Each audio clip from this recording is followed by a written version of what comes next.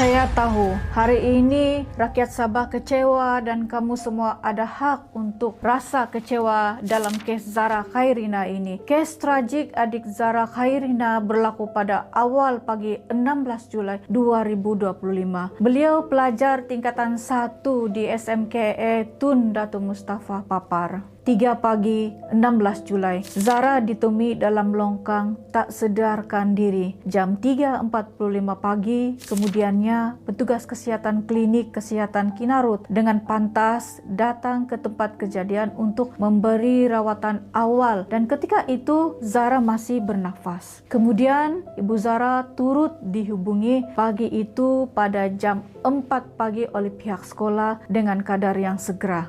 Jam 4.27 pagi, Zara dibawa ke Hospital Queen Elizabeth I untuk rawatan lanjut dan diberi bantuan alat pernafasan dengan segera. Zara Khairina alami patah kaki, patah tangan, trauma dalaman. Pada 8.16 pagi, laporan polis pertama dibuat oleh guru sekolah. Ibu mangsa kemudiannya hadir ke hospital jam 10 pagi pada 16 Julai. Akhirnya, setelah bertarung nyawa pada 17 Julai jam 1.07 tengah hari, doktor umum tiada lagi fungsi otak. Mesin hayat dihentikan. Zara pergi dalam keadaan yang menyayat hati dan borang enggan bedah siasat turut ditandatangani oleh Ibu Zara. Pada hari yang sama, jam 1.40 petang, Ibu Zara buat laporan polis kedua. Kemudian jam 3.30 petang, pegawai penyiasat tiba di hospital. Kemudian pegawai penyiasat berjumpa dengan Ibu Zara dan Ibu Zara meminta untuk segerakan pengkemudian anaknya. Di sini juga memang wujud ketidakpatuhan SOP oleh pihak polis. Ini memang tidak dapat dinafikan dan tindakan tegas telah diambil bagi pegawai yang terlibat. Jam 5 petang hari yang sama, doktor bertugas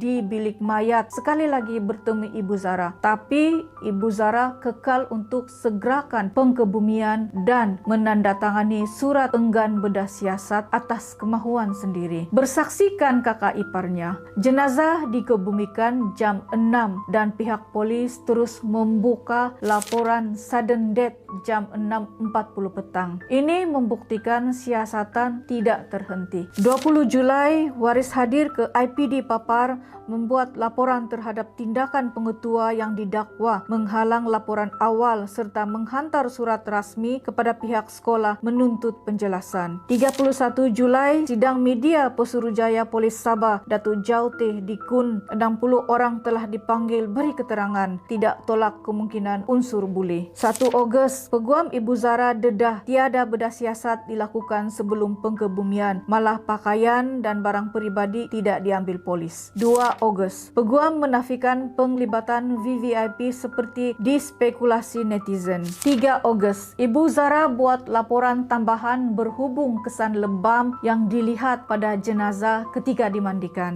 4 Ogos, laporan siasatan awal diserahkan kepada AGC namun dikembalikan kerana pincang. Arahan dikeluarkan untuk gali semula kubur bagi bedah siasat. 9 Ogos, proses gali semula dan CT scan dilakukan. 10 Ogos, bedah siasat khas oleh 4 pakar forensik mengesahkan punca kematian akibat kecederaan otak teruk. 11 Ogos, peguam sahkan kecederaan fizikal memang wujud dan pertimbang memohon inquest. Siasatan diambil alih oleh Task Force JSJ Bukit Aman. 13 Ogos, ketika sidang media, Bukit Aman telah mengesahkan pegawai penyiasat dan ketua bahagian akan dikenakan tindakan kerana gagal mohon bedah siasat awal dan melanggar SOP. Inquest akan diadakan bagi menentukan punca kematian dan unsur jenayah. Ada keterangan menunjukkan elemen buli sebelum kejadian. 15 kertas siasatan dibuka terhadap penyebaran berita palsu, termasuk fitnah kononnya Ibu Zara adalah punca kepada kematian anaknya. Itu adalah tidak tepat sama sekali. Bermula 18 Julai hingga kini 190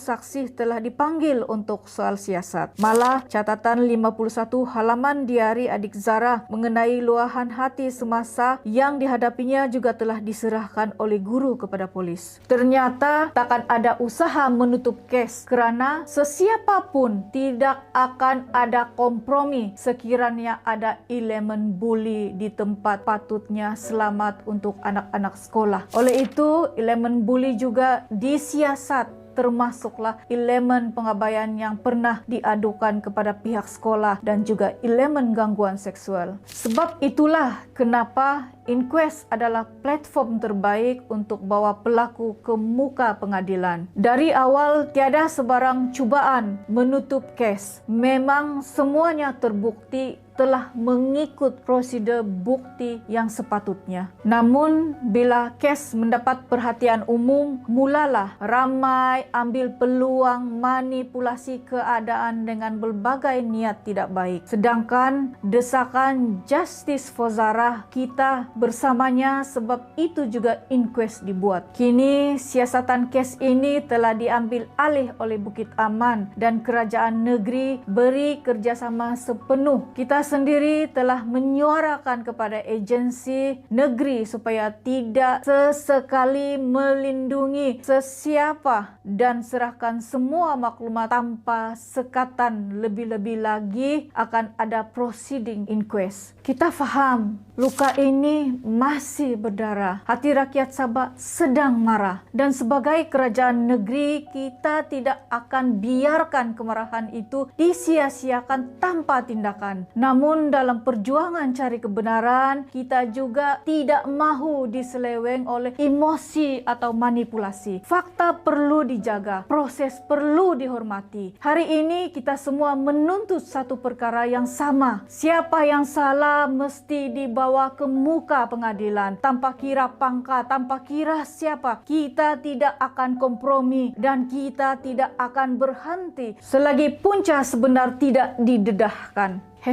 #Justice for Zarah, rumah kita, kita jaga.